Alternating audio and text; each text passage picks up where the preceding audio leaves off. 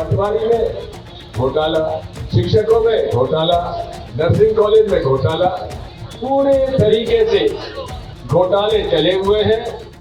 NEET परीक्षा समेत प्रतियोगी परीक्षाओं में गड़बड़ी के मामले में कांग्रेस पार्टी ने आज मध्य प्रदेश की राजधानी भोपाल में धरना प्रदर्शन करे। इस दौरान कांग्रेस पार्टी के बड़े नेताओं ने गंभीर आरोप लगाए सरकारों के ऊपर। मध्य प्रदेश कांग्रेस कमेटी के अध्यक्ष जीतू पटवारी और पूर्व मुख्यमंत्री दिग्विजय सिंह ने की तरीके से आरोप लगाए, आप भी सुनो। आज पूरे प्रदेश में और पूरे देश में कांग्रेस पार्टी ने नीट एग्जाम के घपले और घोटाले के लिए देश भर में आंदोलन किया है। मध्य प्रदेश कांग्रेस कमेटी ने, जैसा कि मैंने पूरे वक्तव्य में कहा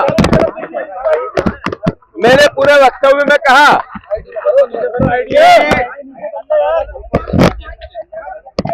जो मध्य प्रदेश के एक प्रोफेसर थे ना, रानी दुर्गावती विश्वविद्यालय के, वो जब यहाँ पर पीएससी के चेयरमैन बने तब कई प्रकार के घपले और घोटाले हुए, जिसमें परिवहन के घोटाले, पुलिस के घोटाले, स्कूल के घोटाले, वन विभाग के भर्तियों के घोटाले, आरटीओ के घोटाले, ऐसे कई अपराध उनके कार्यकाल में हुआ। फिर वो गए छत्तीसगढ़, वहां भी घपले घोटाले हुए। फिर वो यूपीएससी के चेयरमैन बने, प्रदीप जोशी जी। हमने मांग की कि उस कार्य क्षेत्र के अंतर्गत जो आईएएस और आईपीएस बनाए गए या यूपीएससी से चयनित हुआ, उसकी भी जांच होनी चाहिए। अभी नेट और नीट के एग्जाम्स के घपले और घोटाले भी इन्हीं के कार्यकाल में। अगर मोदी सरकार सही में न्याय चाहती है तो प्रदीप जोशी जी को जांचनी, इस्तीफा दो, और जांच के बजाय उनसे इस्तीफा लो, खुद ही जांच करेंगे। प्रदीप जोशी जी को जांच दे दी, उनसे इस्तीफा लेना चाहिए। वन, ठीक है। दूसरा,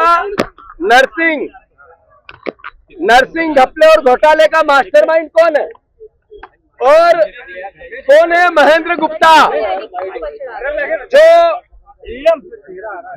सीबीआई के अफसर गिरफ्तार हुए, राहुल राज और एक और कोई भास्कर या कुछ नाम है उसका, उनके और इनके कॉल डिटेल चेक होने चाहिए। जो जितेंद्र शुक्ला है, जो उस समय के रजिस्ट्रार है, उनके और महेंद्र गुप्ता के कॉल डिटेल चेक होने चाहिए।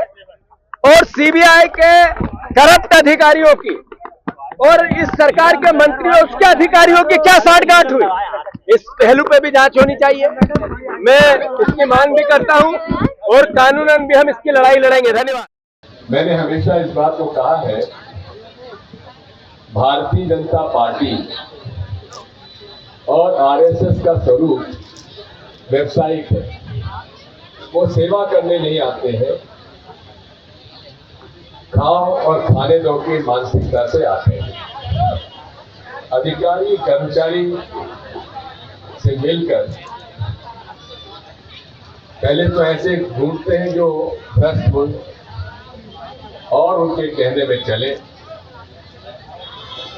और यही आप देख लीजिए, जहां जहां भाजपा का राज रहा है और जब से मोदी जी की सरकार आई है, पूरे देश में अनेक घोटाले हो रहे हैं। लेकिन नरेंद्र मोदी जी जो कहते थे न खाऊंगा न खाने दूंगा, वो किसी भी घोटाले पर न तो जांच बैठाई, न उन्होंने कभी इस बारे में अपना मुंह खोला। नीट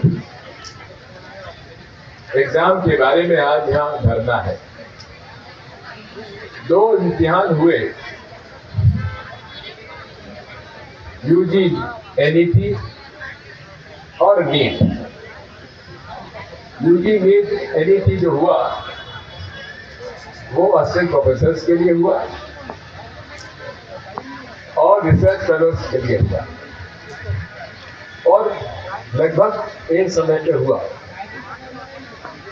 लेकिन उस पर जब शिकायत आई तो जिन महाशय प्रदीप जोशी जी जो कि नेशनल टेस्टिंग एजेंसी के अध्यक्ष हैं, जिनका की इतिहास जीतू भाई ने बताया है, उन्होंने उसको तो कैंसिल कर दिया।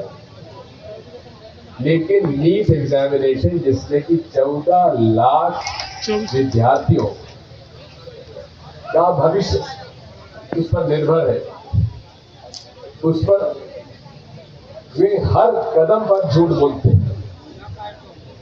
पहले कहा पेपर लीक नहीं हुआ, जब प्रमाणित हुआ तो कहा इसकी जांच होगी। पहले ग्रेस मार्क के मना कर दिया तो उसको स्वीकार किया। आज मुद्दे क्या है? मुद्दा साफ है। भाजपा के राज में जितनी भी नियुक्तियां हुई है, चाहे उत्तर प्रदेश में, चाहे छत्तीसगढ़ में, चाहे मध्य प्रदेश में, चाहे जहां भी हो, वहां भर्ती में घपला हुआ है। पटवारी में घोटाला, शिक्षकों में घोटाला, नर्सिंग कॉलेज में घोटाला, पूरे तरीके से घोटाले चले हुए हैं और जनता को धर्म के नाम पर ये ठग रहे हैं। क्या जिनको ठगा जा रहा है उनका तो विश्व हिंदू परिषद, बजरंग दल, आरएसएस, वो तो उनकी कुछ पैरवी करे भाई। क्या आरएसएस के लोगों को नहीं मालूम भोपाल के कि नर्सिंग घोटाला किसने किया? क्या आरएसएस के लोगों को नहीं मालूम भोपाल के कि जो उनका पैसे का लेन देन करता है उनके स्टाफ पे है, उस पर कोई आवाज क्यों नहीं उठाते? बात यही है। दरअसल प्रतियोगी परीक्षाओं में गड़बड़ी के आरोप लगातार लग रहे हैं। पेपर लीक से लेकर कई सारे आरोप हैं। मामला कोर्ट तक भी पहुंचे है और लाखों करोड़ों छात्र छात्राओं को भविष्य अधर में है। यही को विपक्ष मुद्दा बना रहा है। Eklavya University Damoh will guide you towards a bright future. 28 acres of lush green campus, largest campus of Bundelkhand, experienced and dedicated faculty. 50 future-ready courses taught in 12 different schools, separate courts and ground for sport, fully equipped lab and workshop, safe and fully equipped separate hostel for girls.